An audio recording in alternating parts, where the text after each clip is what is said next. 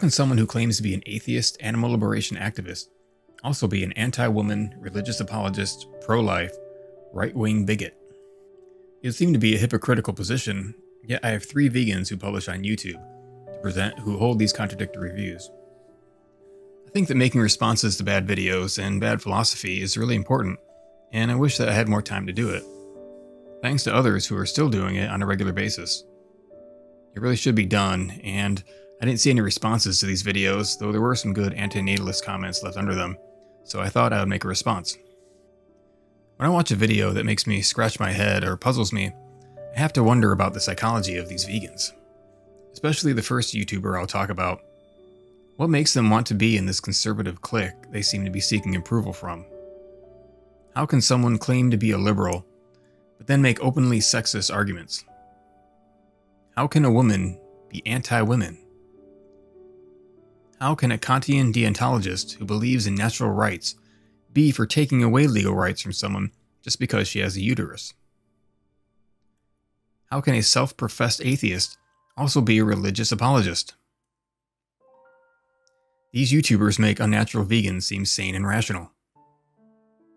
I know this may seem tedious to some of you because abortion is so obviously ethical. These people are seriously arguing that pulling a carrot out of the ground and killing it is murder. But they try to make the case for carrot murder. Let's dive into the strange phenomenon of right-wing, Kantian, vegan atheist, abortion prohibitionists. Patricia Nonis is a vegan YouTuber who has been on the tubes for quite a few years. She was called that vegan lawyer recently, and before that she was Vegan Asylum. I liked her earlier content, which is now deleted because those were by far her best videos. She was obviously inspired by Gary Yourofsky, and her videos were good, aggressive animal rights response videos. She also took a move from Freely the Banana Girl and would dress in bikinis to get more attention, which is not a bad idea. If I were an attractive woman, I might do the same. But then she went to law school and her whole image and content changed. Suddenly there were no more bikinis, and we had a very conservative, button-up woman, suddenly seeming more conservative in her beliefs as well. And now she's become a right-wing vegan similar to Tara McCarthy, who also flip-flopped from being a left-wing vegan YouTuber to a racist alt-right conspiracy theorist. They tend to call this being red-pilled, although in Tara McCarthy's case, she was a red-pilled anti-natalist, and then she became full of shit. Patricia Nonis has recently been making disturbing anti-women, pro-suffering videos. Any person who wants to make abortion illegal is anti-women and anti the rights of women. Ironically, she is Kantian and claims to be pro-rights. Rights are of course nonsense that doesn't exist unless some state creates them as entitlements. For example, women in Texas do not have a right to their own bodies. This is the world that these vegan YouTubers want to exist in, where women can be second-class citizens to men and have no entitlement to their own persons. Colleges seem to have that effect on people, but usually we think of it as being radicalized to the far left, like someone goes to college and then comes out a militant Marxist. But it can also have the opposite effect of radicalizing someone into being an abortion prohibitionist. This is not entirely random, but by design. Those young minds are ripe to become the activists of tomorrow, so it makes sense that evil activist groups like pro-life would decide to target them. There is proof of this, as it happened in my own town. The most famous and richest businessman entrepreneur to come out of Ann Arbor is Tom Monahan. He, with his brother, created a little company you may have heard of called Domino's Pizza. Long story short, it made Monahan into a very wealthy man. He sold the business in 1998 and has dedicated his life and his vast fortune to overturning Roe v. Wade, the Supreme Court case that legalized medical abortion for all women in the United States. My point about him is that he founded a law school here called Ave Maria, with the sole purpose of training lawyers to do everything they legally can to restrict the rights of women and force innocent new people into existence where they can be abused and killed. He moved his law school to Naples, Florida in 2009.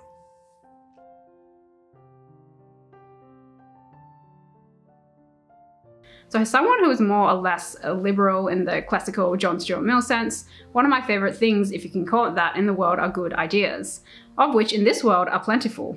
Veganism is a good idea, animal rights is a good idea, liberal democracy and public education, I believe, are great ideas. Whoever invented vanilla Coke, in my view at least, created a great idea. But as an optimist, or at the very least an opportunist, I can sometimes be a little too focused on good ideas and forget about all the bad ones. Unfortunately for humans, for every brilliant mind out there, there is at least 5,000 more bad ones, and thus bad, even terrible ideas are born. So today I want to list and briefly discuss about 5 such bad ideas in the free world, which is where I have the privilege of living. Okay, but first, some disclaimers. Please note that I am a threshold deontologist. While I do not believe that threshold deontology covers every single moral situation that is imaginable better than another normative ethic, it is nonetheless the normative ethic that is the closest approximation to the moral framework that I operate under in a conceptual sense, but also IRL, as opposed to the normative ethic of, say, consequentialism, utilitarianism, hard deontology, or virtue ethics, whatever that is. So ultimately, what defines what I think is bad is going to be heavily influenced by my normative ethics. Following from this then, it's important to note that threshold deontology is a normative ethic which prioritizes individual rights and only allows for the violation of those rights if it can be shown to produce exceedingly good consequences. The threshold is set very high because individual rights are of supreme value under threshold deontology, as they should be. Therefore, what I'm going to ascertain has a very bad idea will be largely associated with rights violations, and in particular, serious rights violations which do not produce much, if not any, good or justifiable consequences. It seems like standard Kant to me. I don't understand the threshold idea. I do appreciate, though, that she actually defined her normative ethics right at the beginning. With so many people on YouTube, you don't know where the hell they actually stand on anything. So by admitting to be a follower of Kant, I know exactly where she's coming from. Sadly, Kantianism doesn't make sense, so even though I know she's into rule-based ethics, Kant was never actually explicit about what is right or wrong in his system. For the record, I am a negative utilitarian. I think that it's problematic, though, for her to refer to herself as a liberal. She says that she is a liberal in the classical sense. What that means is she is claiming to be politically libertarian.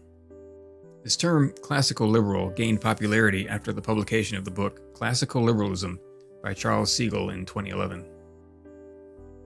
It defends a natural rights code of ethics and discusses liberal thought from Socrates all the way to John Stuart Mill and Thomas Jefferson.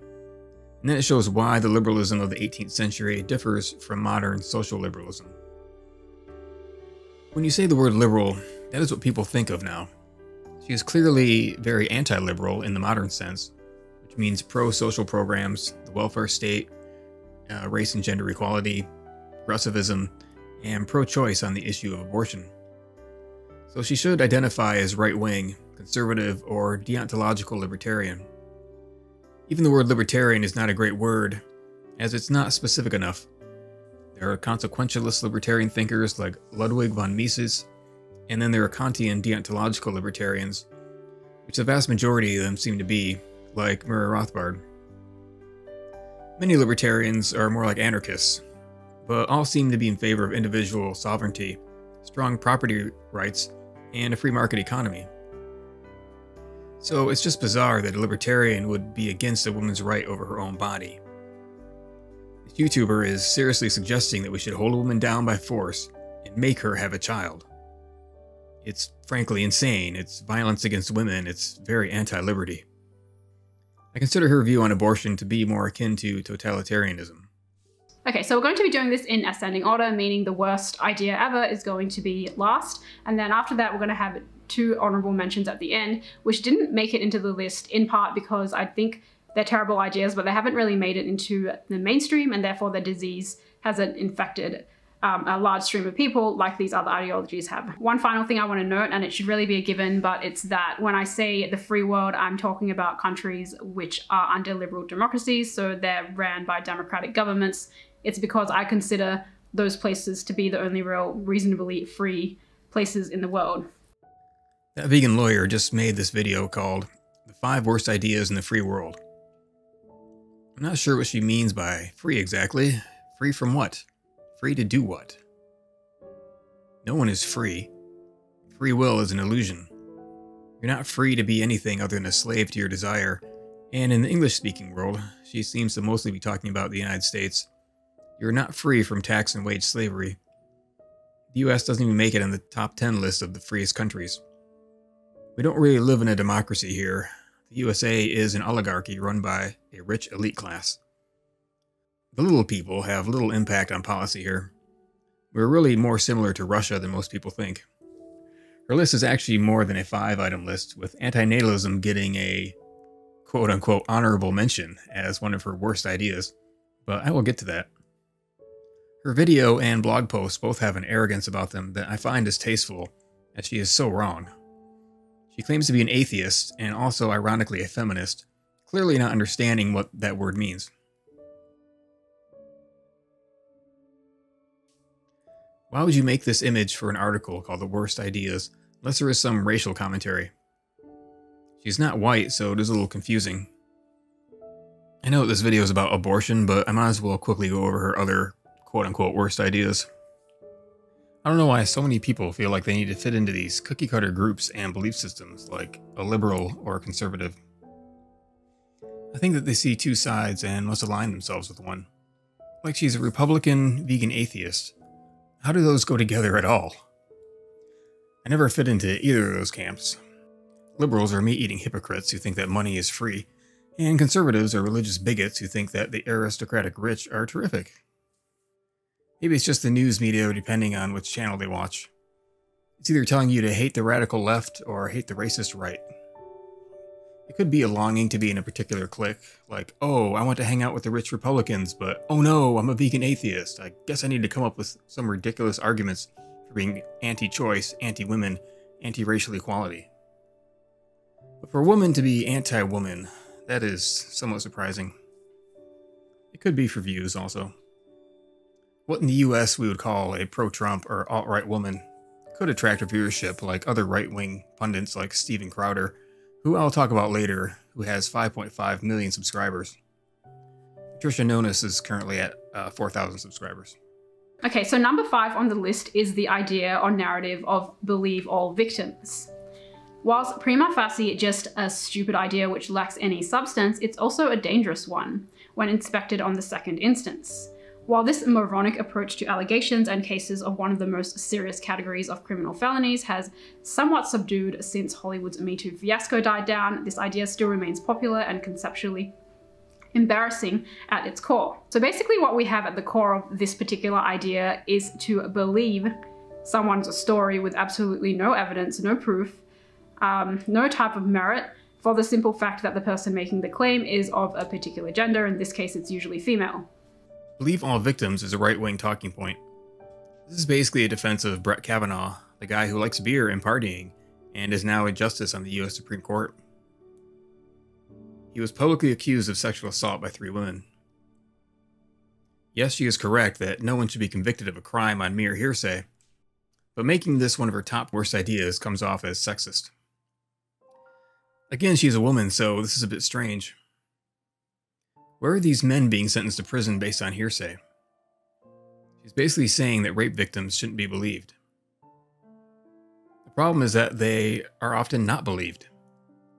1 in 5 women experience some kind of sexual assault in their lifetimes. Making videos about how they should be dismissed and rapists should be free to do it again is really disgusting. Women have almost always been socially and legally considered to be worth less than men, and she is perpetuating that view with this video. So number 4, white supremacy. So supremacy based on any kind of physical attribute just seems inherently like a dumb idea. In the West, historically, it was the cause for a lot of evil and racism. However, the abolition movement to abolish the human slave trade, in addition to the Civil War, Civil Rights Movement, the growth of capitalism, and revolutionaries such as Malcolm X and Dr. Martin Luther King, really took care of a lot of those problems for us. The majority of it, I would say. So of course, the core idea and original practice or belief in white supremacy is bad and evil. But you know what else is bad and evil? Making a claim for white supremacy where it pretty much no longer exists. The claims commonly being levied by the American left in this sense are totally audacious, frequently unfounded, and statistically not sound. The biggest narrative of racist white cops and white supremacy in the police force is not a statistically or empirically backed accusation. For anyone who doubts my claim on this, I have left the most recent FBI stats on crime and other sources to show how racist white cops killing blacks is not really a real narrative. What is a statistically significant issue, however, is the fact that 90% of black homicides in America are caused by other blacks. Finally, just the whole white supremacy narrative is highly patronizing and infantilizing. to minorities. Like if someone came up to me and tried to keep telling me that I was still oppressed or still under the spell of the bad white guy, I would kindly just tell them to fuck off, as I have done so in the past. This is another right-wing cause, essentially claiming that racism is a thing of the past and that blacks have equal rights and the same opportunities as whites in the United States. This is patently not the truth, but this is part of the rights platform, so she is just following it to the letter. Again, she is not white, so this is kind of bizarre. I don't really know why British subjects feel the need to comment on American political life anyways, if they don't even live here. Here we have a saying about cops, that they're always on the lookout for people driving while black. One man was shot to death in Georgia last year for the crime of jogging while black. Being black makes one a target for police harassment. It happens every day, and it's a well-known fact of life in the US. So then she goes on to say that most black crime victims are victimized by other blacks. And why bring this up? It doesn't really have anything to do with the point that blacks are treated like second-class citizens. Again, this is just another Fox News or Breitbart talking point attacking Democrats. Do I get annoyed with the hypocritical liberal media constantly shoving racial equality in my face on National Public Radio? Sometimes I do, as they seem to talk about little else, but that doesn't mean that we are all treated equally. We know that the war on drugs was a war on black people. You want to talk about the worst ideas? How about the war on drugs? How about the imprisoning of harmless people at the taxpayer's expense just for a drug habit or for providing someone with drugs? She's a fan of John Stuart Mill, and she'd be against any laws restricting what someone can put into their own bodies.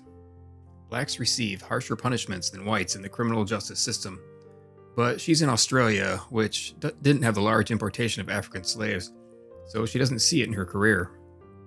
She's not a black woman in America. She is an Asian woman in Australia. There is no comparison, as she claims there is. She's just come across as racist and ignorant of things that she has no experience with. Okay, so number 3. The third worst idea in the world, on my view, is killing the unborn. Women have somehow got it in their heads that the most feminist and most empowering thing to do in 2021 is kill babies. Woke celebrities now celebrate such a culture, and murdering unborn babies, like murdering animals, is literally just a joke to people, especially to women. Now we come to the point of the video, and her third worst idea. Killing the unborn. Oh no, not the unborn! Oh boy, where to even begin? So firstly, she is using highly dishonest arguments here, just like the pro-life, anti-woman movement. Her argument goes like this. Premise 1, embryos are babies. Premise 2, killing babies is murder. Premise 3, murder is illegal. Therefore, conclusion, abortion should be illegal.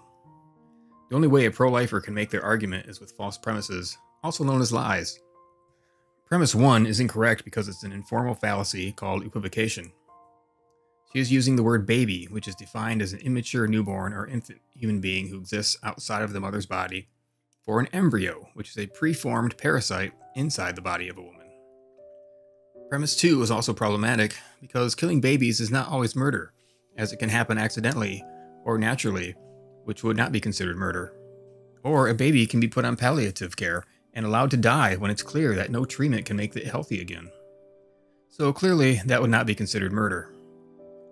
But really, should I expect an honest argument from a lawyer? I don't think so. Her own premises don't work for her own argument. Her next argument comes from Kant, who was himself a religious fucktard. So this one is pretty straightforward. There is a clear rights violation and direct duties owed to a being who was literally forced into creation, forced into existence. The argument for criminalizing abortion after sentience is established is sound. If sentience has moral value, then killing or harming sentient beings is bad. If a fetus has sentience, killing them is bad. Therefore, do not permit the murder of sentient fetuses. So all evidence that I've read to this in the scientific literature establishes sentience between the 7 and 8 week mark, correct me if I'm wrong, and it would thus also make sense to apply the precautionary principle. So now she restructures her argument and presents slightly new premises. Premise 1. If sentience has moral value, then killing or harming sentient beings is bad. Premise 2. If a fetus has sentience, killing them is bad. Conclusion. Therefore, do not permit the murder of sentient fetuses. Again, we have a dishonest, not very well thought out premise. I do agree that sentience has ethical value, but she doesn't state why it has value. But it does not follow that because sentience has value, that killing a sentient being is bad. I can again make the palliative care argument that it is often better to hasten or cause the demise of a sentient being, even if death is a harm. To remove a cancerous tumor from someone's skull, they must be harmed by an invasive operation that could also kill the patient. Premise 2 is where the real problem is, though, because she is making an incorrect statement of fact. She says that a 7-week-old embryo is sentient. This is a lie. I am more than happy to correct you. She provides some links that do not in any way back up her false claim. Her one link, called Reconsidering Fetal Pain, discusses possibilities, not evidence. The evidence shows that a fetus is only conscious very late in the gestation period. Therefore, for her argument to be sound, Patricia must also claim that killing a virus, bacteria, and plants is problematic or unethical. Because an embryo in the first trimester, when the vast majority of abortions are performed, has the same level of consciousness as a carrot. As David Benatar points out in Better Never to Have Been, no being without detectable wakefulness can be considered to be conscious. EEGs have shown that fetuses have no wake-sleep cycle until 30 weeks of gestation. The neonatal facial coding system has determined no pain response in neonates younger than 30 weeks of age. Consciousness is something that develops gradually. There is no exact point when it happens. What is your earliest memory of consciousness? Mine was around 3 years of age. I remember being in the maternity ward of the hospital where my brother was born. I was not a fully conscious being like an adult before that time. So clearly aborting a neonate before 30 weeks is not ethically problematic. But that does not mean that aborting after 30 weeks is problematic either. What Patricia does not realize is that it is on the mother and the pro-lifers to defend their failure to abort. She offers no defense of how it can be ethically justified to impose death, suffering, and torment on an unneeded new person. She does not offer any argument for why terminating a pregnancy is bad, when the inevitable lifetime of harm is the alternative. In other words, there can be no positive utility in procreation. She does touch on this a little bit later in the video. I don't really know what else to say on this one. Like, it's just so straightforward to me. Killing babies is bad and don't do it. If you wouldn't do it to a newborn, how can you justify doing it to a sentient unborn if someone jabbed you with a needle, hypothetically, a magic needle which created a being that was dependent on you? Do you really think that you have a moral or legal right to murder that being just because you don't want him or her? I think most people would have to say no, because they ultimately do understand that sentience does give rise to individual rights. Sentience or consciousness, I'm using the two interchangeably here, and yeah, I think it's time we end the baby holocaust. She then says if you wouldn't terminate a newborn, why would you do it to a fetus? Well, I personally would have seen it as a kind of favor if someone had just put me to sleep as a 1-year-old. I never would have felt any pain, and it would have saved me from a lifetime of pain and sorrow. Boy, baby holocaust, that's just really offensive on many levels. I'm just blown away by the arrogance and ignorance. More false equivalents calling embryos babies. Pro-lifers are all liars. Okay, so the tenets of fundamental Islam are inherently not good ideas on my view. So if white superiority and, extreme racism is the domination of race, it's very clear to me that Islam is the domination of sex. But what, might I ask, at this stage is even worse than a bad idea? What could possibly, if not be worse than at the very least worsen the conditions for the victims having to live under this oppressive, miserable regime? Well, it's saying that people who rightfully fear this system, which goes against all social and moral norms and belongs in the Dark Ages, are Islamophobic. So yeah, it's one thing for the bad idea to exist, it's quite another for privileged, absolute idiots in the West, first of all, not only staying silent. So yeah, it's one thing for a bad idea to exist and persist and be prevalent outside the free world. That's not something we can always help because of foreign policy issues, because of international relations, because we've tried to help before and just, royally fucked it up. But it's another thing to not only stay silent about the atrocities that are committed in association or directly under this regime. It's another thing to defend this regime, which people do here as well. But it's another thing. It's just the worst idea ever to say that people who rightfully fear this ideology are Islamophobic. Her next worst idea is not Islam, but claims of Islamophobia. I suppose because Islam dominates outside of the free world, I find it ironic that here she defends the rights of women in Islamic nations, and she just spent 10 minutes arguing why women should have the right over their own bodies taken away from them. Pro-life is about misogyny and controlling women. It's just another way to suppress them, just like the tenets of Islam. All she's really talking about here is what's called playing the race card, but it can be applied to any group that takes an irrational defense based on accused but not proven bigotry. Like white people who believe O.J. Simpson committed murder were sometimes called racist by blacks. Or another famous example is Israeli politicians claiming anti-Semitism to those who point out that Israel is a racist apartheid state. It's just a cheap way to try and shut someone up. It's just too ironic that she says Islam's barbaric suppression of women's rights is wrong, but yet just called for making women who seek abortion into criminals. Okay, so we're at number 1 now. What is the worst idea in the world? Well, number 1 is predictably, on my view, eating, consuming, or otherwise harming animals. So harming animals has just got to be the dumbest idea endorsed by society, and it's the number 1 worst idea, firstly because it's the most prevalent. Basically everyone does it, and only a tiny population seem to even remotely care about changing the status quo, and the harm inflicted upon animals by both humanity and nature really does seem to be unprecedented. She calls the number 1 worst idea in the world animal slavery and exploitation, so at least she had one logical idea in the video, and this is why I was a subscriber of hers for many years. Whether it's the worst idea in the world is debatable.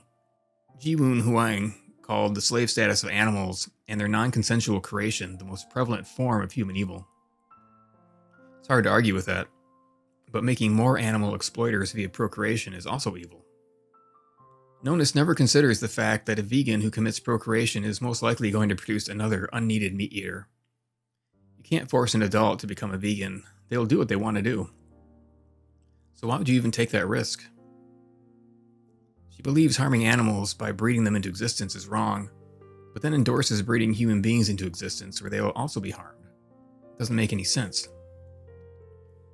What also doesn't make sense is writing a comment before watching the entire video, which I did here, and I didn't even realize until afterwards that she criticized anti-natalism at the end.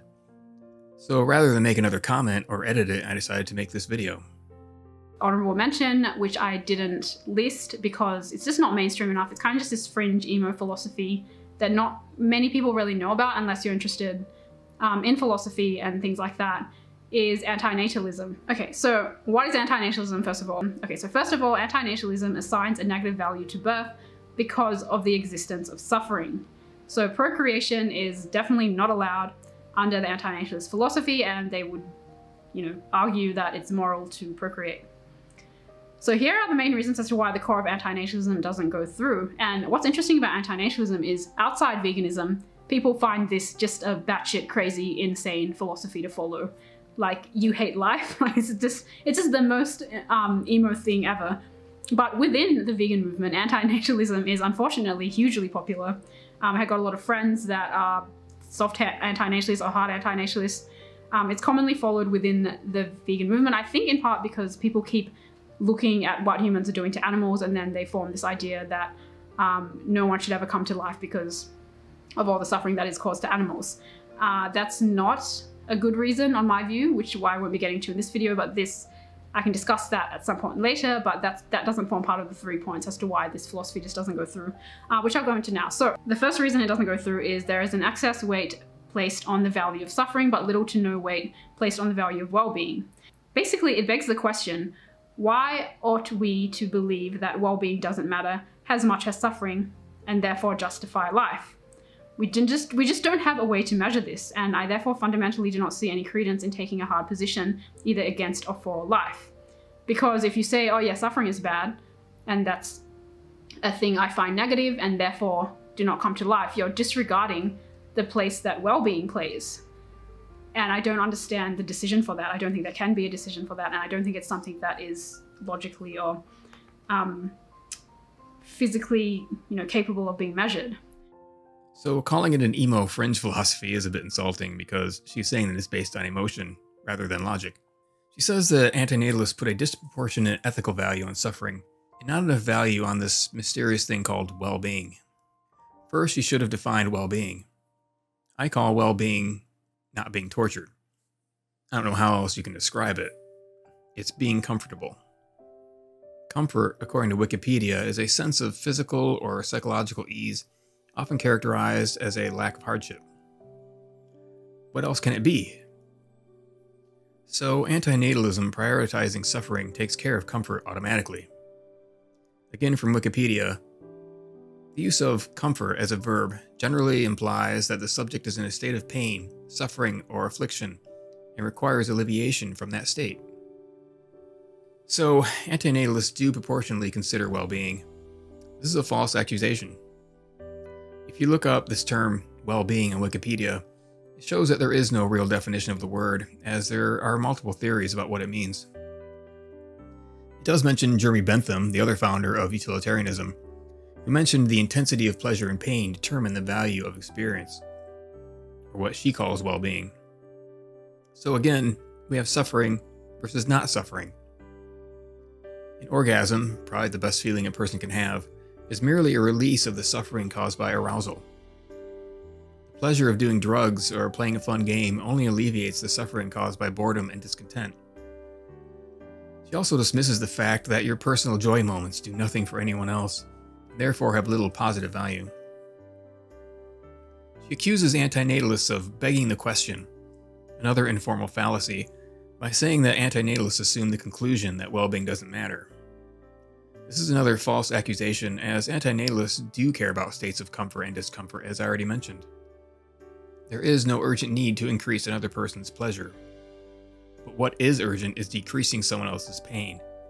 That is a definite win. The second one is that the anti-natalist position claims that people cannot consent to being born. But the consent issue fails here because there are a range of times where consent is violated and still moral. For example, a child who receives a medication. So the main issue here, therefore, doesn't really seem to be consent. It seems to be what kind of life can you provide for the child. And that's a separate issue from anti-natalism. That's not anti-natalism. Her argument is that because we cannot get consent to vaccinate a child, we don't need consent to impose torture and death on people who do not yet exist. This is another example of false equivalence. She is comparing two totally different scenarios and then saying the same ethics should be applied equally to both. In her example of giving a child medicine or a vaccine without their consent, the person violating their consent is doing what is in the best interest of the child, someone who already exists.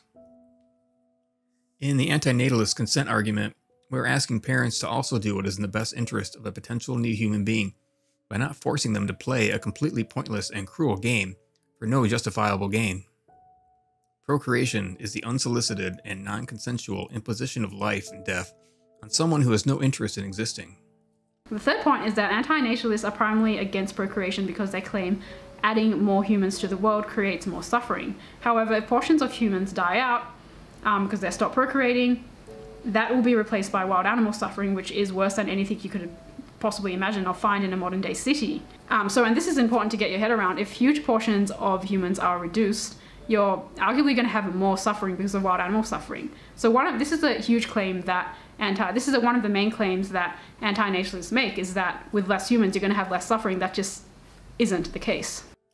So her last point is her worst idea, that we should have as many kids as possible, because apparently every human being that comes into existence will, as a result, spare many more wild animals from also coming into existence, and therefore the net suffering of planet Earth will decrease. So this is not really what antinatalists are arguing.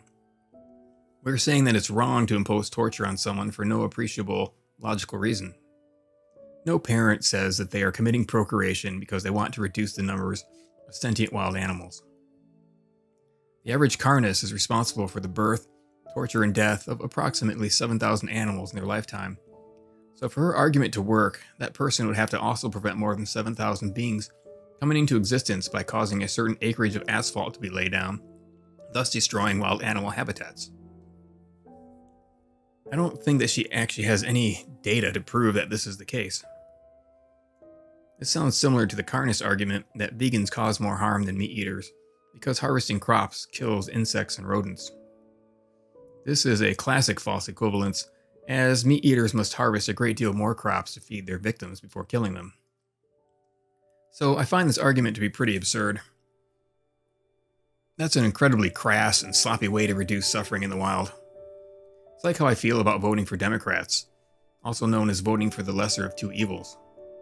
A lesser evil is still evil, so I would rather not do it.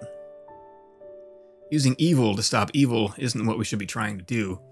We should strive to help the animals in as ethical a way possible, and making more carnists to torture and eat them would be illogical.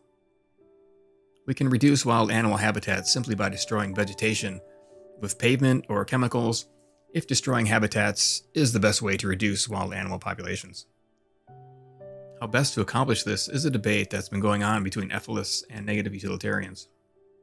It's reasonably reasonable to like reason, and I reasonably believe this is an astoundingly unreasonable and misguided way to approach life or solve any of the world's problems. So we need people to be born. We need people to be born because we need people to start inventing technologies and solving the world's problems. And we really need them to be born as well in smart regions where it's going to be more likely that they're going to have a good life and be educated and come up with these ideas that are going to help improve the world. Because this isn't... What people need to understand is that progress literally has been made. You can't say that progress hasn't been made, especially in the free world. Despite the issues I pointed out in this video, things are great. They have never been better than this moment that we are in now. It's not the Dark Ages, it's not the Middle Ages, it's not even the 70s, the 60s or the 70s. What we really need to be focusing on now is helping others that are less fortunate, a large demographic of that being non-human animals. And the philosophy of anti-natalism just isn't going to get us there. I reason that Patricia is being very unreasonable, and because she is a devotee of Kant, she probably doesn't even understand what the meaning of the word reason is, because Kant certainly did not. Kant called pure reason a feeling, an inborn, a priori sense of knowledge and duty. Reason to him was not logical deduction from physical evidence about the world, a world that he didn't even believe was real, but was only a perception. So we can only reason about a waking dream and not reality, according to him. And you can see by this YouTuber's example how it distorts rational thought. She makes the irrational argument that humans inherit their philosophy. So Christians make more Christians, Kantians make more Kantians, and vegans make more vegans. This is of course not true. My parents were not anti-natalists, utilitarians, or vegans. I learned my philosophy. Procreation makes suffering and death. Those are the only two guarantees. Everything else is just an experiment run amok. Breeders have little control over what kind of adult their child will become. There is no rescue plan for the human race. There is no rescue plan for the animals. The one and only way to end suffering is to not create it in the first place. Yeah, things are great for a person without Parkinson's disease. Yeah, things are great for a woman in her 20s who hasn't seen jack shit of life yet. Every second that goes by is not another step towards progress, whatever that even is. It's a second of pain that a sentient being shouldn't have had to experience. If she really believed that the human race was making some kind of progress, then she should have been able to say what the end goal is. But she can't, because there isn't one. If her concern really is for non-humans, then she should know that the only progress worth making is towards extinction. In many ways, we're moving backwards. The state of Mississippi is challenging Roe v. Wade as of this writing, and knowing that there are religious fucktards on the Supreme Court, abortion may very well be left up to the states after this. There's only one abortion clinic left in Mississippi. If SCOTUS allows states to ban abortion, it would not just violate a woman's civil rights guaranteed under the Constitution, it would also violate international human rights law, including the Convention Against Torture. I can't believe that the court is even hearing arguments on this at all. This is setting women's rights back 50 years, and these fucking vegan atheists are supporting it. It's obscene. Next, I'd like to respond to an abortion debate between Vegan Gains and Dr. Avi from a year ago. It was obvious to me that Patricia Nonis took some of her arguments from this debate. But before that, I'd like to talk about my visuals a little bit. I'm doing my own version of Pablo Picasso's Blue Nude from 1902. I'm not a big Picasso fan, but I do like this painting. I'll try to keep the impression that the artist brought to the image, but do it in my own, more detailed style. Picasso did achieve some detail in this image, but he did it with texturing. Picasso himself was a misogynist and an abuser of women, so he seemed an appropriate inspiration for this video, as these vegan atheist YouTubers are also sexist who promote the abuse, torture, degradation, criminalization, and unnecessary death of women. Every day, approximately 800 women die from pregnancy or childbirth-related causes. That's a death about every 2 minutes.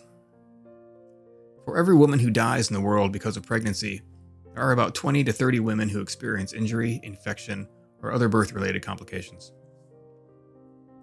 Unfortunately, I can't rename this piece because I'm just copying Picasso, so I still have to call it Blue Nude number 2. But if I could, I would probably call it The Shame of Texas. Going back to what Patricia said about the free world, women in Texas certainly aren't free at the moment. They and health workers are being held hostage by religious loonies in the government. They're essentially slaves to religious persecution. This is like living back in the days of Salem, Massachusetts. I can't believe this is happening in the United States in the year 2021, and that the federal government still has not done anything to protect the women of Texas. This is one of those times where I dream about being a billionaire so I could build free abortion clinics all along the New Mexico border. It is probably worth going over what is going on in the US state of Texas right now. Like other southern states where religion and conservatism have a long historical tradition, Texas has been trying to find ways to abuse women and impose life that can bypass Roe v. Wade. They finally succeeded with the Heartbeat Act, also known as Senate Bill 8, which took effect on September 1st, 2021. The religious nuts of Texas used a novel approach by creating a system where private citizens can sue anyone who performs or facilitates an abortion before 6 weeks of gestation. They can sue the doctors. They can sue an Uber driver who takes a woman to a clinic, even. It is called the Heartbeat Act because if any so-called cardiac activity is detected in an embryo, then an abortion cannot be performed.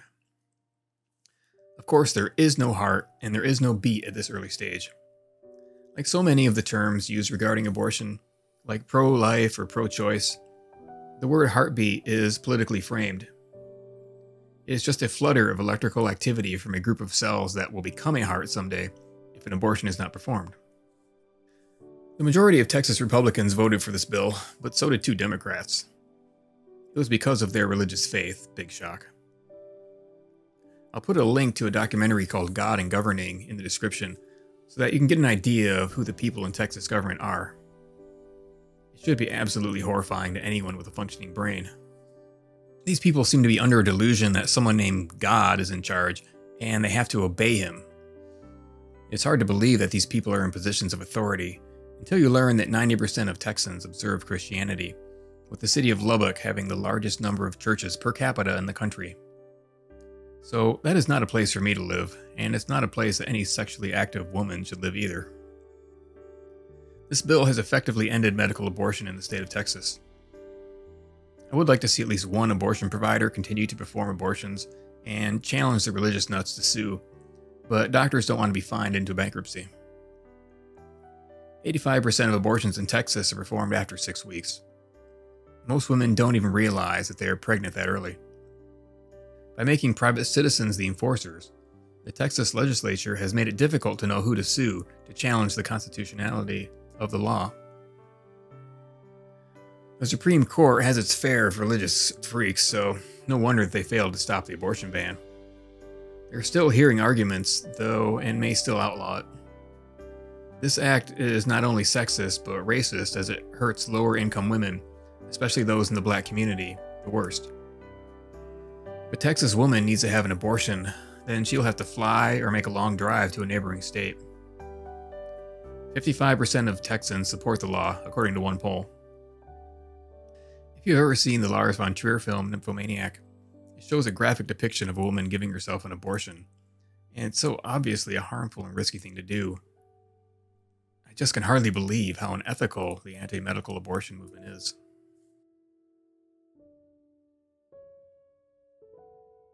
All right, so you've successfully triggered me enough in your support of the abortion holocaust, so here I am. Oh yeah. Okay, so let's do it. I'll take on her same position. So my view is that I value sentience for all beings that have at one point reached sentience.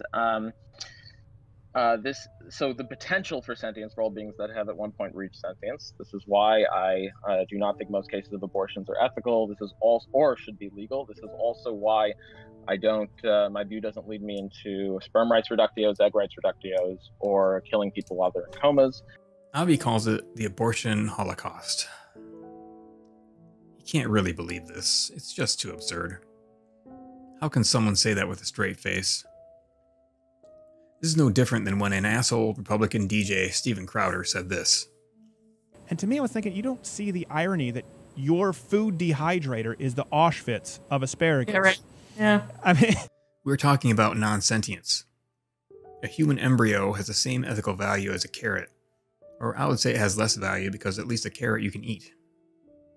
As in Mendham once said, give me 1 million abortions for one sentient pig in a slaughterhouse. Flush out those embryos all day long, it means nothing. Avi, if he is to be consistent, must also think that the millions of miscarriages that happen yearly constitute a holocaust. Oh, the horror of non-conscious, non-sentient mush getting murdered, oh, it's so awful. So the symmetry breakers that overdetermine the responsibility condition are the following 4 things. It's a conjunction of the 4 things. It's not any one of them alone, but the overdetermination is for the following 4 things. Number 1, the individual partook in forcing another being to be in a state of dependence upon that individual in the first place. Number 2, the being is sentient, or currently sentient. Number 3, the dependency has already been instantiated.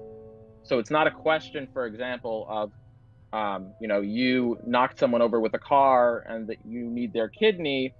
Do they need your kidney, or they need to be hooked up to you? Do they have the right to hook themselves up to you? This is actually in a case where it's already taken place, where the hooking up is already there. Does it matter if that's not there? I don't know. This is just there to overdetermine it because that's just the case in the abortion case. Number 4, knowledge of the current probability of forcing another being to be dependent on you. So if all 4 of those things are there, it overdetermines the symmetry breaker. Okay. Let's see. Okay. So I'll just do, so you know the Judith Jarvis Thompson violinist thing? Okay, yep. So let's just change that hypothetical where instead of waking up next to the person attached, let's say you know the person, you care about them, you willingly attached yourself to them, and then one day you decided... Well, I have to stop you there. Yeah, okay. It's not that you willingly attach yourself to them, it's you partook in forcing them to be in a state of dependency on you. So for example, let's say there was a poison, right? So let's say I inject you with a poison for fun. And there was a certain probability that that poison would cause you to be in a state of dependence on me, that you would need to be hooked up to me for a given amount of time. Sure. Knowing this, I decide to have the fun anyway, and I start injecting you with the poison, and lo and behold, that's instantiated. I wake up, and it turns out, for whatever reason, I engaged in this activity where I injected you with this poison, and it turns out that you just happened to be dependent on me, and I knew the risk, and I took it, and I injected you, and I forced you to be in a state of dependency on me. Now the question is... Okay. Yeah, so the question is, now that I forced you to be in a state of dependency... Wait. Run through that again. Yeah, sure. So you poison someone just for fun, and because you poison them, they need your kidney, and then you attach them kidney, to... it doesn't matter. It doesn't have to be poison, doesn't have to be kidney. Whatever reason, you're attached for 9 months. The key point here is that you were the ones that forced this individual to be dependent on you in the first place. Okay, so it's the forcing issue that you have a problem with. Yeah. Okay. Yeah. That's one of the symmetry breakers, yeah. What the fuck is a symmetry breaker? Ask yourself and his buddies make up all this jargon and then expect people to know what the fuck they're talking about.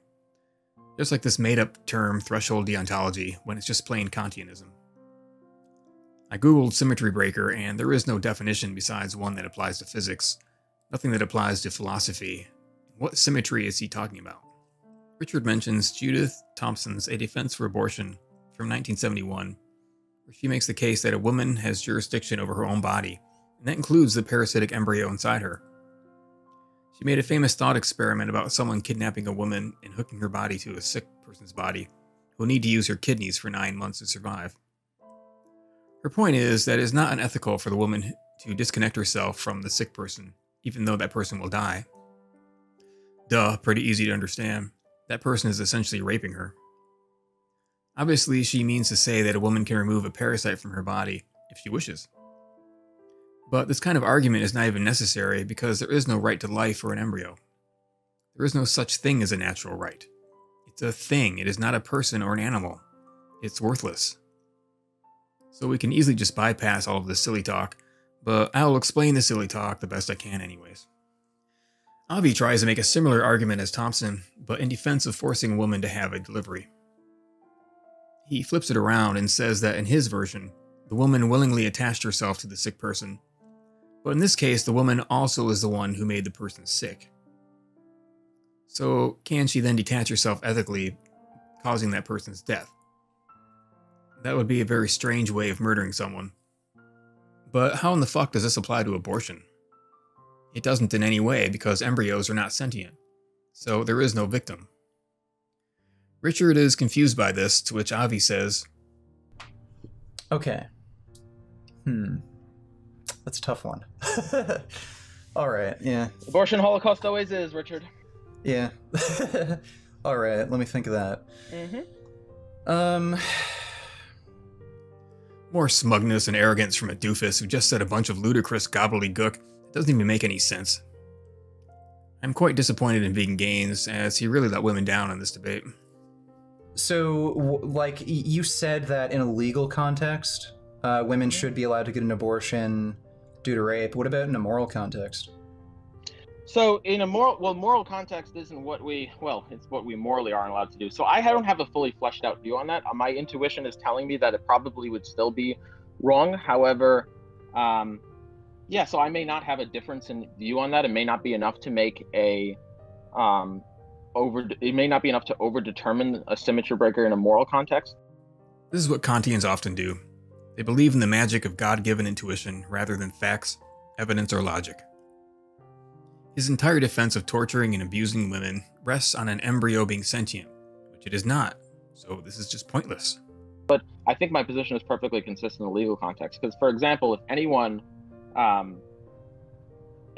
were to say that, I forced you to be in a position of dependency on me, let's say I just did it to you. I just, decided to have fun and make you require to be hooked up to me. I wake up and you're hooked up to me. I knew that it would happen I knew that it was a given probability if it happened to happen. I took the risk. The dependency is already instantiated and you are currently sentient. And now the question is, should it be legal for me to chop you up? So he's talking about how it's bad to make someone dependent on you. Isn't that what parents do? So isn't he saying that procreation is unethical because of non-consensual forced dependence? So how then would birth be more ethical than abortion? He is strangely making the case for abortion and antinatalism, while trying to defend forced pregnancy. He's talking about forcing a woman against her will to have a child that she does not want.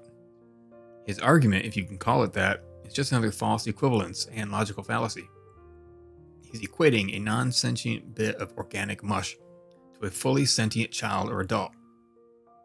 It's not a logical argument, and finally Richard does mention this.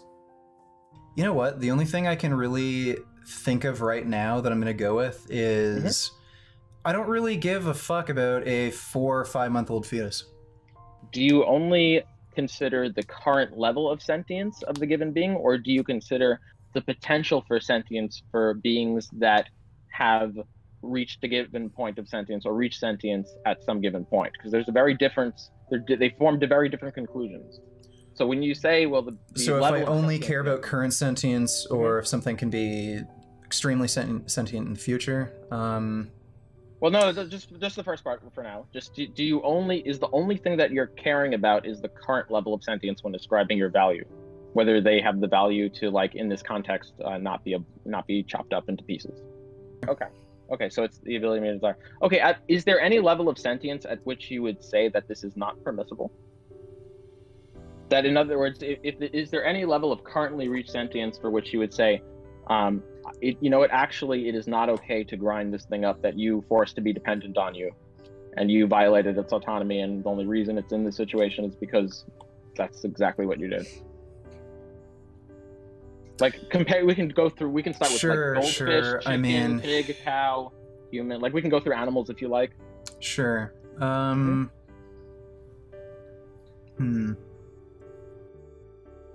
So here's Avi's religious argument coming out. Pro-lifers think that because a fertilized egg could possibly become a human being in a few years, that it is equivalent to a human being. Monty Python made fun of this with their "Every Sperm is Sacred" song from The Meaning of Life. To be consistent, he would have to believe that every sperm and egg wasted through menstruation and masturbation is murder. That's exactly the silly argument he's trying to make. This guy has 5,000 subs. I don't get it.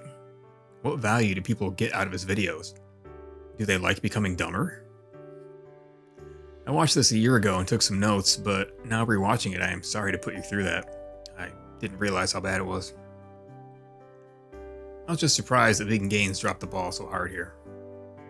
It's just false equivalence after false equivalence, and he continues to do this throughout the debate. Anti-abortionists have to use dishonest tactics in order to achieve their goal of suppressing women, and Vegan Gains conceding to complete nonsense. It was despicable to watch. The YouTuber Dr. Avi is obviously a sexist bigot who hates women and thinks that it's okay if in our society we chain women to a table and force them to impose life on an innocent new person, when the alternative is a simple medical procedure done with either a pill or a more invasive procedure that doesn't cause the imposition of harm on a new person and doesn't hurt anyone else. This is not a sane person who should be making videos about important social and philosophical issues. He also uses the dishonest tactic of calling abortion ripping a baby to pieces, cutting it up, etc. I should address this tactic from the religious pro-life, what they incorrectly call partial birth abortion. This is the perfect example of religion soiling law. These procedures should be seen as great triumphs of medical science, that we can prevent a lifetime of harm and abuse before that person ever becomes sentient and able to experience the worst life has to offer. So the anti-abortionists are really anti-science, anti-women, and anti-harm reduction. They are pro-imposition, pro-violence, pro-cancer, pro-dementia, pro-every disgusting hardship and brutal torture that exists for sentient beings. The only good word for their position is insanity. Their ability to do logic has been destroyed or isn't working properly. Secular pro-life has to explain that if a stillborn is delivered dead instead of alive, how this is a tragedy. It's in the best interest of the child that it has been stillborn, and it will prevent a lifetime of harm and most likely a miserable and depressing end. An abortion occurs when a pregnancy is terminated. It can happen naturally in the case of a miscarriage, a horrible tragedy in the twisted eyes of the vegan, atheist, pro-life religious allies, or it can be medically induced. It used to be mostly done with a suction device, but now it can be done with drugs, so no invasive procedure is needed. Nearly half of the abortions performed in the world are non-medical amateur procedures called unsafe abortions. The symbol for this is a wire coat hanger, because it can be unwound and be long enough to reach inside the uterus and break open the amniotic sac inside the womb. Other methods include putting toxins inside the woman and the consuming of various types of drugs. This happens in places where abortion is illegal. A major cause of death for women, with around 23,000 women dying a year and millions more being horribly injured. It is a major cause of death for women, with around 23,000 women dying a year and millions more being horribly injured. This is the world that anti-abortion activists want to live in. This is how they want women to be treated.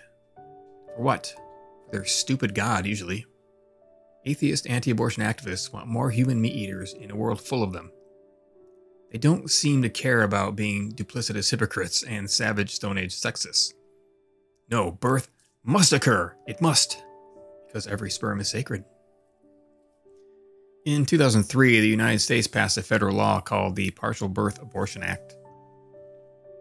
This was a religiously driven law used to make life harder for women and abortion doctors. The penalty for a doctor who performs this banned procedure is up to 2 years in prison. The term partial birth abortion was coined by a religious quack, of course. The medical term for the procedure is intact dilation and extraction. Less than 0.2% of abortions were performed in this way, before they made it illegal. There are several reasons why this is done.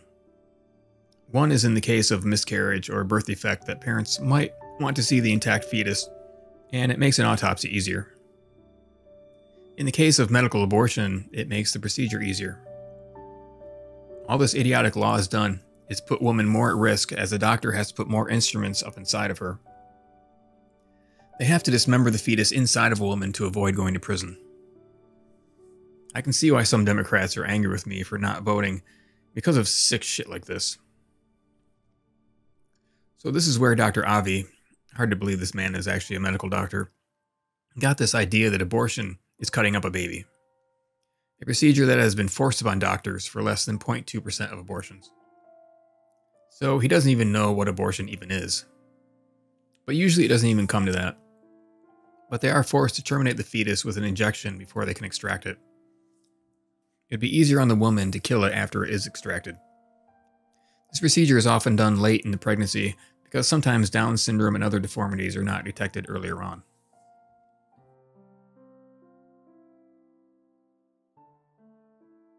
Out of the vegan YouTubers who address other topics as well, like vegan gains for example, you might find a tendency towards pro-choice, but there's obviously also a very vocal subset of the vegan community who are pro-life. And you can argue this as much as you want, that pro-life makes more sense, that pro-choice makes more sense. You can argue all day and night, you can argue until you're blue in the face.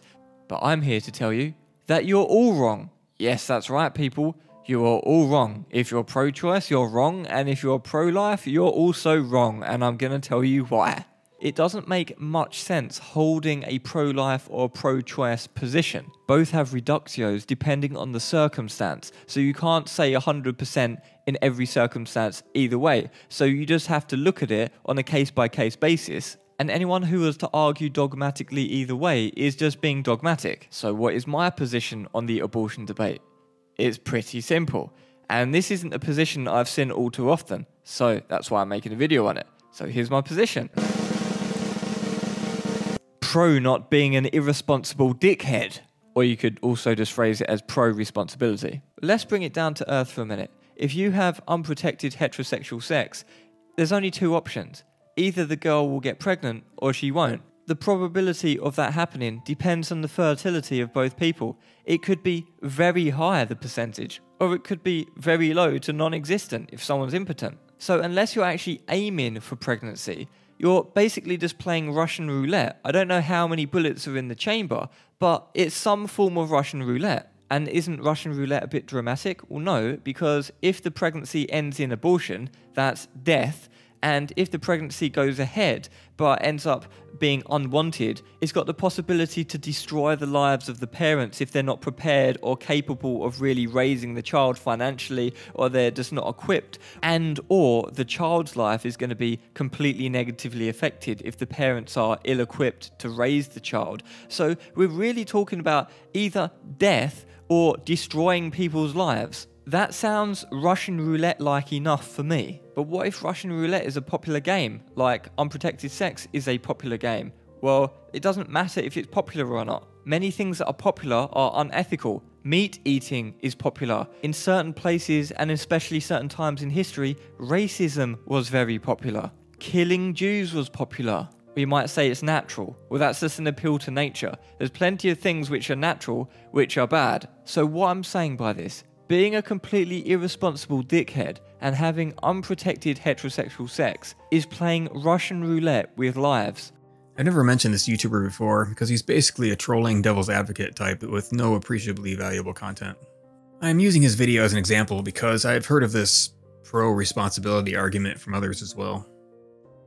He's also guilty of the false equivalence fallacy. He compares abortion to murder again when it's in no way murder. You have to have a sentient human being in order for it to be murder. An abortion causes death, yes, but in the same way that harvesting celery causes death. He's saying that killing something that is not sentient is murder. He makes another apples and oranges argument by comparing sex with Russian roulette. Sex, that thing that all animals do, he's comparing that to a violent, fatal game of chance. He says that just because sex is, quote, popular, It doesn't make it ethical. So he's actually saying that vaginal intercourse is unethical. Okay. So we can easily apply this logic to thirst, hunger, and pain avoidance. These human drives are also unethical if you follow his logic. I wonder who his favorite philosopher is. And that is Immanuel Kant. He's my favourite philosopher of the Enlightenment era. What a surprise. Does he not know why people have sex? He thinks it's just to pass the time? He thinks that everyone can just be celibate like him? So he is saying that because birth control is not 100% effective, then no one should have sex. Unless they want to impose life on a child, that is. It's obvious to see the fail in his argument, because abortion is ethical. If a woman has 1 abortion, or 100 abortions, it doesn't matter, because abortion hurts no one. It kills no one. Fertilized eggs are not people. They are not sentient. Telling people not to have sex is like telling them not to avoid danger or not to drink water. It's just being anti-human. Procreation is what you can rationally compare to Russian roulette. That is a real risk. Birth, not abortion. Come on. Birth is the cause of every disease, disfigurement, misfortune, and harm. Abortion is the exact opposite. It's an act of compassion. If you really want to go all reductio on this, then you can take it back further and blame the parents of the people who engaged in sex that led to an abortion, because they are the real cause. But abortion is not bad, so there is no reason to call it bad. Birth, on the other hand, is the cause of every terrible thing there is. He then made a second video where he shows a clip of Jordan Peterson, who was another cocksucker. But I'm going to show another clip where he basically says the same thing. I mean, I certainly believe that abortion is morally wrong. I think that it's something you do after you've done a bunch of other things that you shouldn't have done. And I don't see any way out of that argument. It's a position, you find yourself in the position of needing an abortion when you've made a lot of very serious moral errors already. Abortion is clearly wrong, huh? Why? He doesn't say, of course. He goes on to say that the horror of abortion is part of a deeper problem, which is... what exactly? Promiscuity? Is that what he's really on about? He just comes off as an asshole and a prude. He said that once a couple is married and having sex, then abortion isn't an issue. Does he not know that married women seek abortions? He seems to be very cowardly on this issue and refuses to give an actual answer. Why is abortion wrong? Why is having sex outside of marriage wrong? Like Vegan Footsoldier, he doesn't know that people who have sex responsibly with birth control can still get pregnant. The institution of marriage has nothing to do with this debate whatsoever. I'll call this an example of shaming women for having sex. Well, then the question is, well, even if it's wrong fundamentally, in that it's not something you would ever recommend that someone do, which I think is a good definition of wrong. Like if you can't under any circumstances say that you would recommend something to someone except in sorrow, I can't see how you can think that it's anything but wrong. This is an example of Kantian ethics. If your position can't be seen as universal law, then it must be unethical. Like Vegan Footsoldier, he is calling sex unethical. Okay. But sex after marriage is fine. I don't accept his argument because celibacy is not an option for most animals, humans included. No, I mean, the whole idea in the final analysis is that we should turn to the opinion of the majority when we can't decide things. You know, when there's complex decisions to be made, we turn to the decision of the majority for better or for worse and let that play itself out in a hopefully self-correcting manner. So I think there are ways that this could be dealt with that would be sensitive to the issues of bodily autonomy on one side and protection for the unborn on the other. So now he is saying that we should just have majority rule, although if the majority wants to ban medical abortion, then they make women scapegoats and victims. So if the majority vote to bring back chattel slavery, then he would be for that. No protections for minorities under Jordan Peterson. This does support the belief that he is blatantly misogynistic, intellectually lazy, and rather stupid. But if any of you listen to his debate with David Benatar, then you already know that. Vegan Footsoldier did make a video last year where he purports to debunk anti-natalism, So while I am here, I might as well watch that one too. There is of course no logical justification for natalism, but let's see him try. A lot of people in the vegan movement say that they value sentience. Sentience is the important thing, the ground for ethics. But why? Why should we judge beings based upon their sense perception abilities? Is someone more valuable if they have better eyesight than someone else? Or if they can hear better?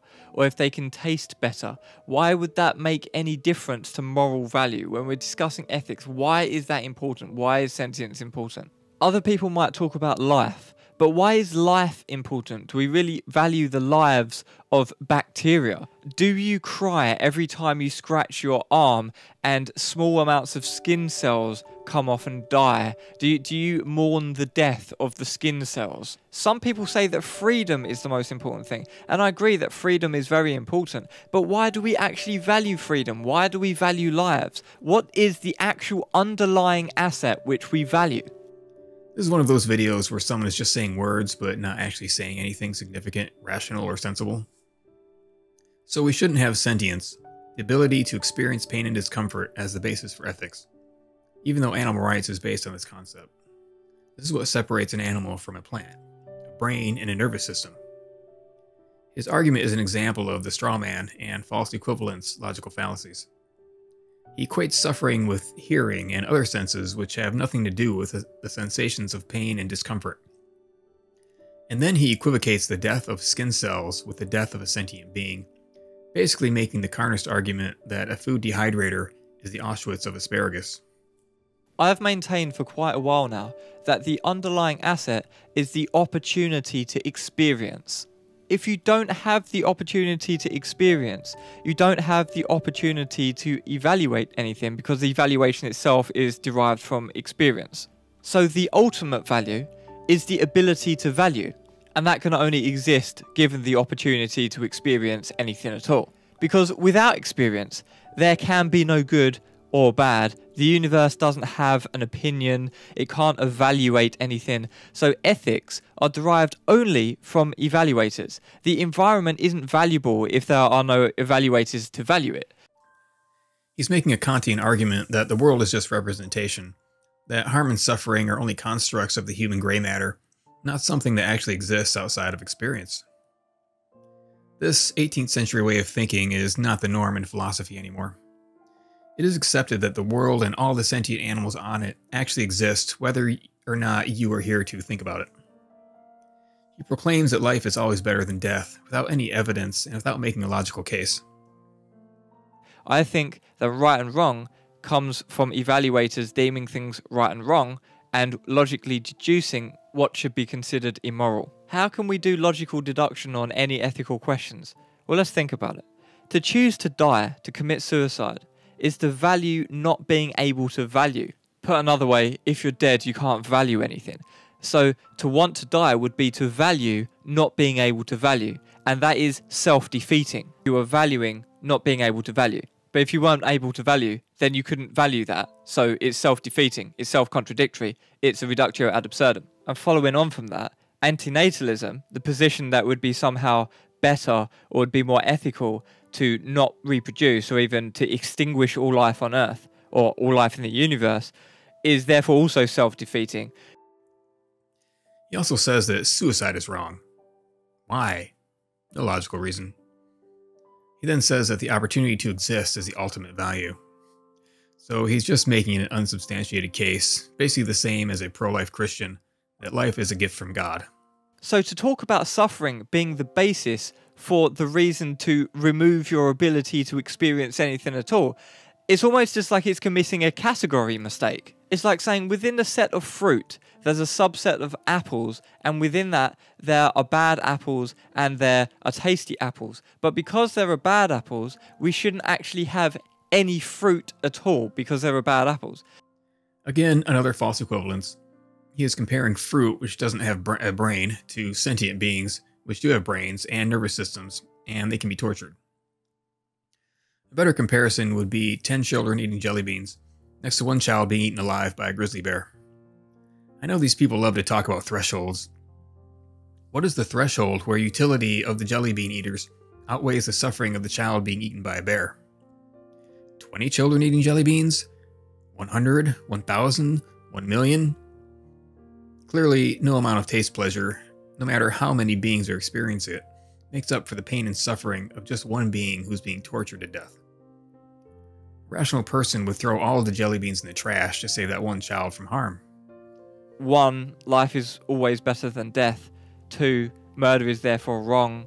3. Suicide is wrong.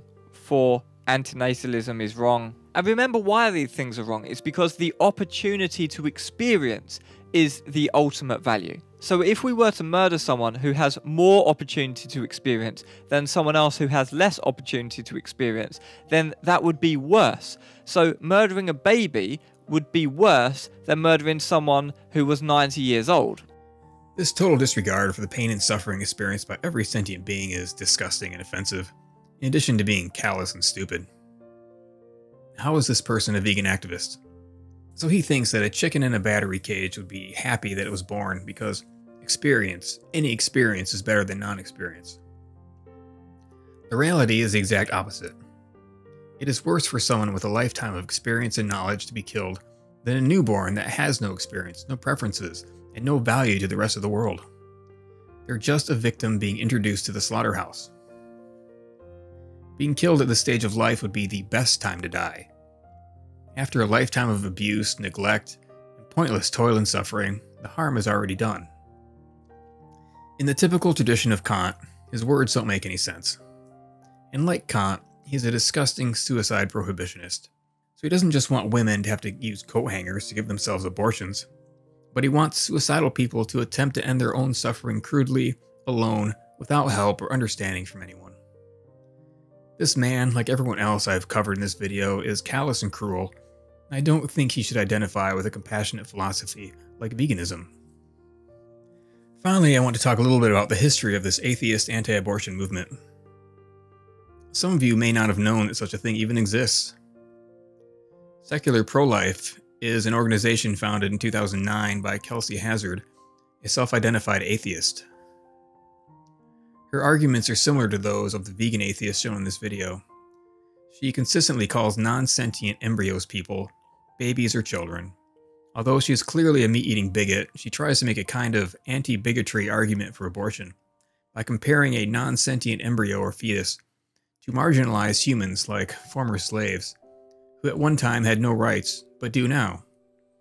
So she is equating something that has the brain equivalent of a vegetable to a fully sentient adult human being. I do wonder how people can have such unscientific views and then be such passionate activists for them. I'll break down her argument quickly because most of these points have been discussed earlier. It is as follows. Premise 1. The human zygote, embryo, and fetus are all human organisms. P2.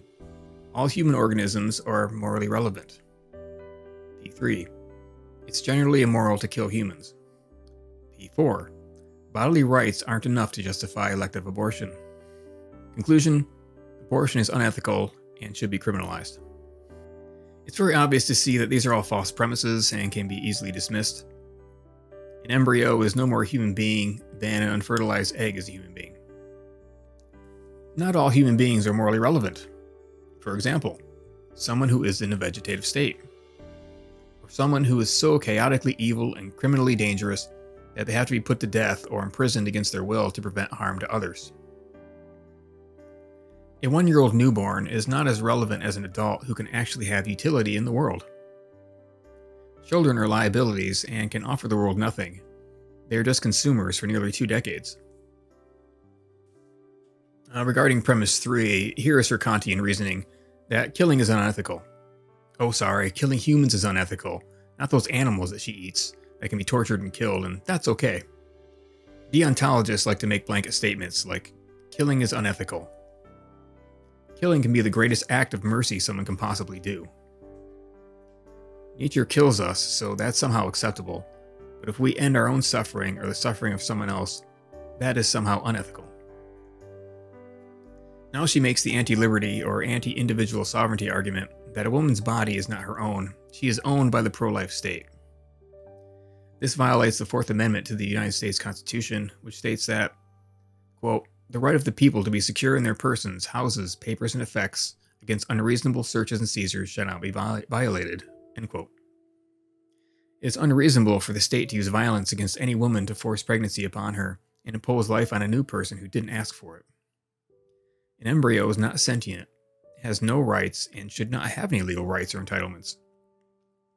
The famous court case Roe v. Wade did not use the Fourth Amendment, but instead the 14th Amendment's due process clause to make a right to privacy argument.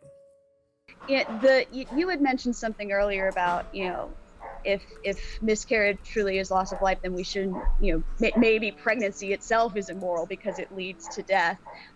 Every pregnancy ultimately leads to death. I don't see any moral. Sure, I'm just.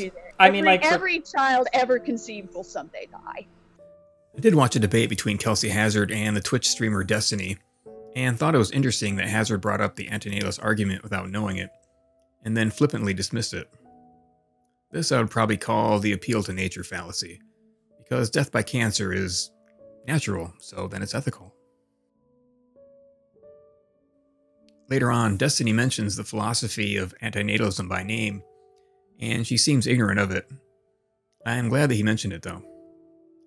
His argument to her was accurate, that an aborted embryo has all of the ethical value of a rock, and she cannot explain how flushing it is some kind of a harm. But something that is in the womb that doesn't have that brain developed yet basically has the same types of preferences as a rock or a tree or any other physical object that exists that doesn't have a conscious experience. We have no way of relating to it or no way of making any type of moral statement against this thing because it just doesn't have an experience that we can talk about. And talking about potential experiences just puts us in a really weird area we can go down that road if we want to talk about potential experiences, but we run into anti-natalist arguments that I think get pretty hard to argue against. What do you mean by anti-natalist arguments? Well, if we want to talk about the potential experiences of anything, I think we would make an argument that it's pretty easy to say that all forms of conception, if we want to consider experiences that aren't happening yet, we could argue that all forms of conception are immoral because you're exposing something to a potential suffering that never consented to it. So for instance, life generally has, if you don't have suffering, you at least are exposed to a risk of suffering, and to take somebody and expose them to that without them actually consenting to it, we would consider this to be immoral in every other aspect of society, even if we believe that most people would be better off for it. I understand the obviously life is suffering, yes. Especially now because I'm being eaten alive by mosquitoes, which makes it a little hard for me to focus. No so problem. Forgive me. But so you're saying that if we treat the fetus as as morally relevant because of their future agency, then whether you abort them or give birth to them, you're harming them. Is that the argument, that birth itself would be a harm because because the fetus has not consented to life on the outside? How can you subject anything to potential suffering without getting its consent? That seems to be a pretty big violation of any creature. It's kind of what I'm saying. So basically, the short version is if you want to have a baby and you think that we should consider its experience at all points, even before it's having an experience, well, how do you escape things like antinatalism that says that giving birth to something is exposing it to a potential suffering that it never consented to?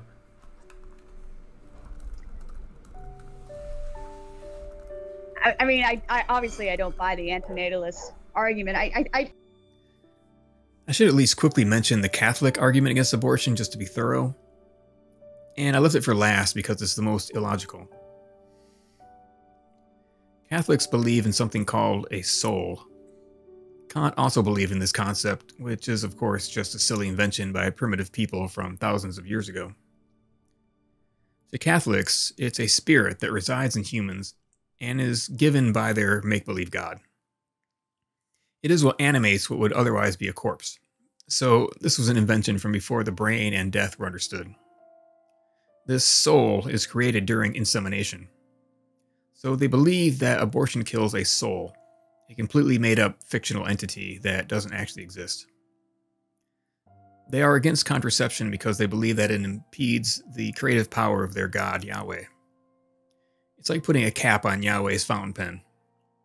So it ties into this weird concept of sin or offending the deity. Catholics know that this is all ludicrous, so they often try to use the natural rights arguments or some other secular arguments that I mentioned earlier. So obviously the Catholic Church is insane. I wanted to make this video because abortion prohibitionists are the philosophical counter to anti-natalism. They are in fact extreme natalists, much more so than your average thoughtless breeder. They not only want to bring new sentient beings into the harm of existence, but they also advocate for using violence via the state against women to force them to impose harm and death on new people. It's an impositional, barbaric, inhumane, and sadistic position. I do think that the Catholics are probably worse because they also want to make contraception illegal in addition to medical abortion. But I also feel like secular anti-abortionists may be worse in another way. They are pretending to make a rational argument, giving more weight to positions normally reserved for the religiously deluded. Academic Christian and Muslim apologists are some of the worst people in the world, as they attempt to give scientific and historical credibility to nonsensical and harmful ancient belief systems. Atheist pro-lifers are religious allies, adding bricks to a crumbling building of credulity that is finding it harder and harder to stand under the weight of the truth. They are just a small subdivision of the overwhelmingly religious abortion prohibition movement. But they are out there, and they even exist in the YouTube vegan community. I don't know if they even realize that they are just as bigoted as carnists and racists. They are for making victims out of women and unborn future persons. Their bigotry and irrational philosophy should be pointed out to their subscribers. You won't find many anti-abortion utilitarians. As shown in this video, this is a deontological position to take. Really, the most important word that these Kantians are not understanding is risk. As theirs is a philosophy that completely ignores consequences, statistics of probable outcomes doesn't mean anything to them. Even the risk of catastrophic failure will not faze them because their core philosophy only teaches them to obey rigid rules that don't allow for critical thought. Everyone who is a part of abortion prohibition comes from a deeply flawed belief system.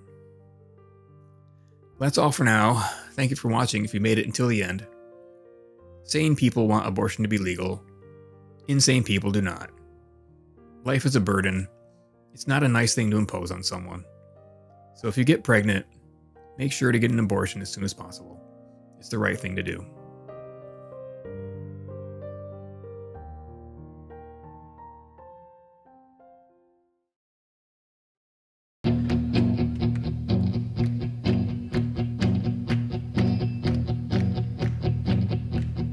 Well, some people try to pick up girls and get called an asshole. This never happened to Pablo Picasso. He could walk down the street, the girls could not resist his stare. Pablo Picasso was never called an asshole. Not in New York.